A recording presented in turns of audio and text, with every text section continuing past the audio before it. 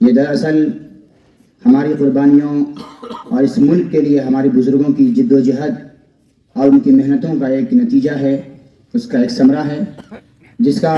ایک ایسا کام یا ایک ایسی عید یا ایک ایسا جشن کہ جس میں پورا ملک شامل ہوتا ہے، کیا ہندو اور کیا مسلمان، کیا سکھ اور کیا عیسائی، کیا چھوٹے اور کیا بڑے، کیا کالے اور کیا گورے، یہ پورے ہندوستانیوں کا جشن ہے، یہ پورے ہندوستانیوں کے لیے خوشی اور مسرت کا موقع ہے۔ یہ ایک ایسا تہوار، یہ ایک ایسا جشن، ایک ایسا خوشی کا موقع ہے جس میں ہندوستان کا ہر فرد مذہب، مسلک اور وطن قوم پرستی اور فرقہ پرستی ان تمام چیزوں سے اٹھ کر کے ایک ہو کر کے، ایک قوم مل کر کے، ایک ہندوستانی ہو کر کے، ایک وطن پرست ہو کر کے اس ملک کی آزادی کا، اس ملک کے جمہوری اور سیکولر ہونے کا جشن عید مناتے ہیں۔ اور دراصل یہ ساری جو چیزیں ہمیں نظر آ رہی ہیں، یہ ہمارے ہندوستانیوں کے قربانیوں کا اور ان کے خون پسینے جو بہائے گئے اس کا نتیجہ ہے۔ ہمیں اس وقت چاہیے کہ جس طریقے سے پورے ملک میں دوسرے تمام مجاہدین کا تذکرہ کیا جاتا ہے اور یقیناً کیا جانا چاہیے، لیکن ساتھ ہی ساتھ ہمارے بزرگوں کی جنہوں نے اپنی پوری جان اور پوری زندگی ملک کی آزادی کی خاطر لگا دیا، ایک طرف وہ مسلمانوں کے دین و ایمان کی حفاظت کے لیے بھی بہت سرگرم رہے، دوسری طرف اپنے ملک کی حفاظت کے لیے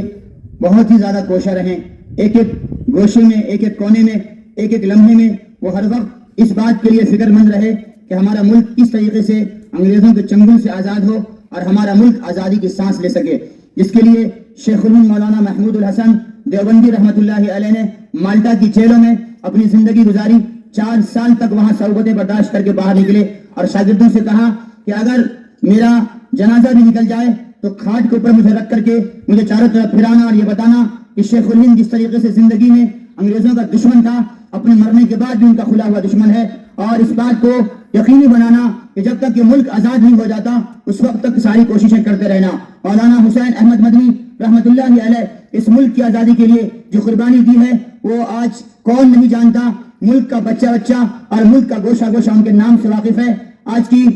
اسکول کی کتابوں اور نصابوں میں ان کا تذکرہ موجود ہے۔ علامہ محمد اقبال اور اشفاق اللہ خان، ڈاکٹر عبدالحمید اور دیگر بڑے بڑے لوگ ایسے ہیں جنہوں نے اس ملک کے لیے قربانی پیش کی۔ افسوس یہ ہے کہ ہمارے اسکولوں میں، کالجوں میں، ہمارے مسلم مجلسوں میں بھی ان بزرگوں کا تذکرہ نہیں کیا جاتا۔ زیادہ سے زیادہ کبھی کبھار حضرت مولانا ابوالکلام آزاد رحمۃ اللہ علیہ کا نام آ جاتا ہے اور باقی تمام بزرگوں کو بھلا دیا جاتا ہے۔ جو قوم اپنے ماضی سے کھو جاتی ہے، جو قوم اپنے بزرگوں کی مستقبل کو،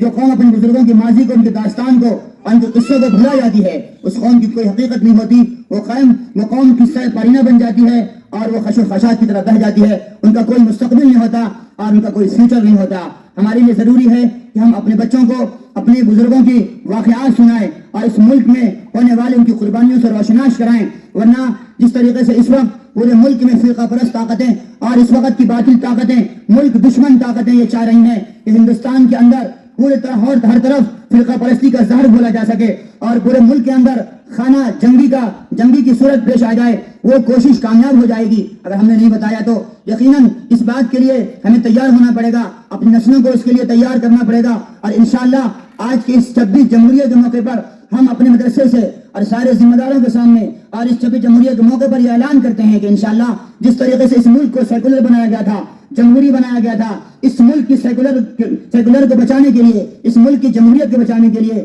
جیسے ہمارے بزرگوں نے قربانی دی تھی، آئندہ بھی ہم سب اس کے لیے قربانی پیش کریں گے انشاءاللہ۔ اس ملک کو فرقہ پرستی کی آگ میں جلنے نہیں دیں گے، یہ ملک ہم سب کا ہے اور اس ملک کی حفاظت ہم سب کی ذمہ داری ہے، اور مسلمان وہ قوم ہے جو اس ملک کی حفاظت کے لیے سب سے آگے رہا ہے اور ضرورت پڑی تو انشاءاللہ سب سے آگے موجود رہے گا۔ میں انہی باتوں پر اپنی اس گفتگو کو ختم کرتا ہوں۔ اللہ تعالی ہمارے اس ملک کی حفاظت فرمائے اور ہمارے ملک سے خانہ جنگی کو ختم فرما کر اس ملک میں امن و شانتی، سکون و عافیت نصیب فرمائے۔